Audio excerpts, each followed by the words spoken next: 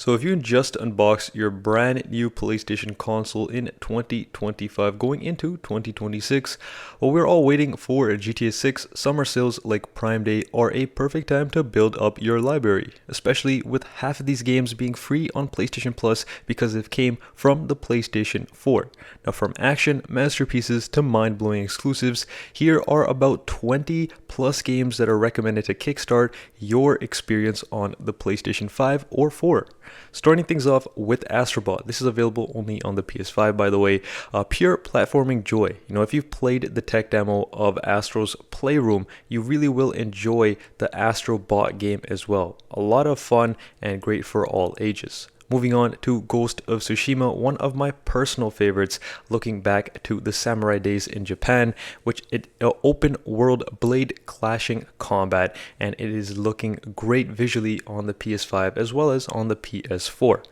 Then we got ourselves God of War and God of War Ragnarok. Now this is basically an epic father and son saga with axe throwing chaos. A great game, especially if you don't like the older version. Maybe you've played God of War on the PlayStation 2. Me personally, I really do enjoy God of War and God of War Ragnarok slightly better than the original God of War trilogy that came out on the PlayStation 2 as well as on the PS3. So definitely a game to try out, especially its storytelling. It's just amazing. Similarly, with the next games on the list, Spider-Man 1, Spider-Man 2, and Miles Morales. These games are great to play on the PS5 in specific. You can also get them on the PlayStation 4 with God of War as well, where you can swing through New York series like your friendly neighborhood Spider-Man, and some great storytelling to go alongside of this.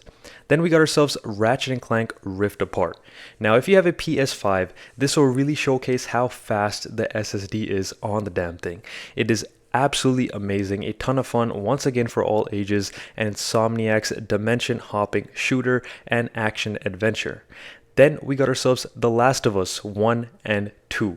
Great games on both consoles again, and they are definitely going to be a heart-wrenching, suspenseful, ton of fun storyline that you just want to sit down and binge watch, just like the TV series.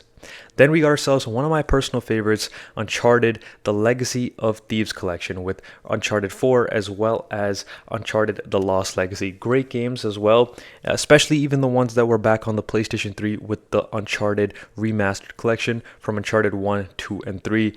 Great games, blockbuster titles, and is definitely a great action adventure, treasure hunting experience for all ages. Then we got ourselves Control. Now, Control is more of a deeper game, a lot of great unique style of play as well, where you can levitate. A lot of mechanics are very fun about this game and visually very appealing as well. Once again, on the PlayStation 5 and the PlayStation 4, where you can really feel like a trippy X-Files type of series meets kind of like a Matrix shooter, a combination of both worlds. Then we got ourselves Devil May Cry 5. Now this is definitely a stylish Demon Slayer type of game with great combos and a ton of action.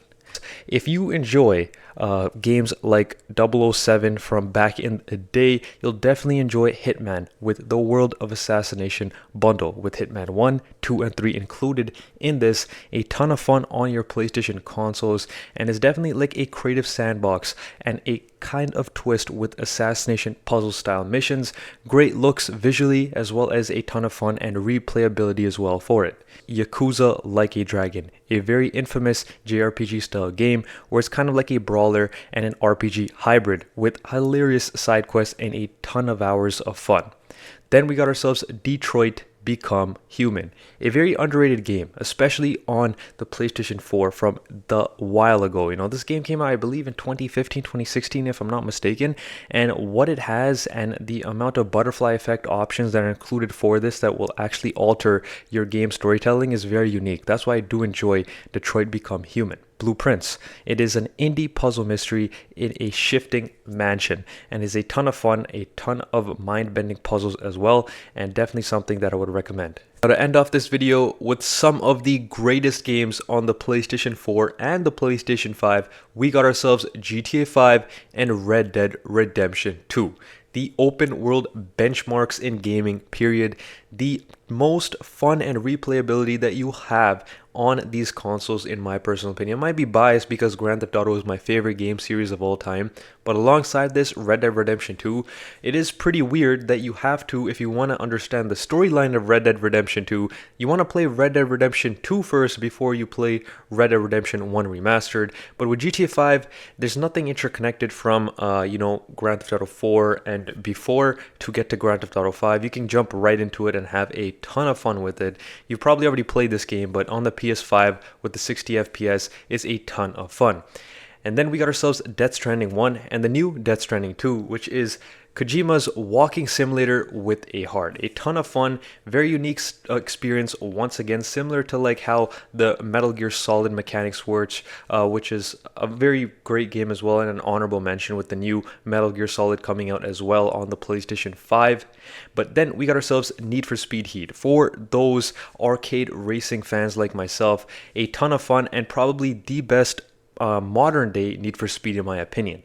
Then to end off this whole video, we got ourselves the latest introduction to the Assassin's Creed franchise, I should say, which is Assassin's Creed Shadows. Now this is going to be feudal Japan once again with its stealth RPG, similarly to like Ghost of Tsushima and the upcoming Ghost of Yutai coming up soon. But Assassin's Creed Shadows is a little bit more lighthearted and a ton of fun.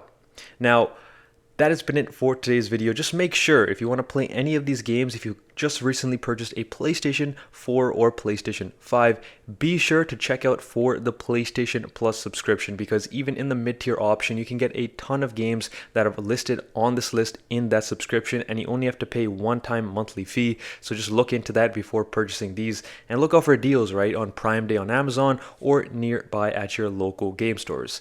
It's been your boy Optich. I will catch you guys all in my next video. Goodbye.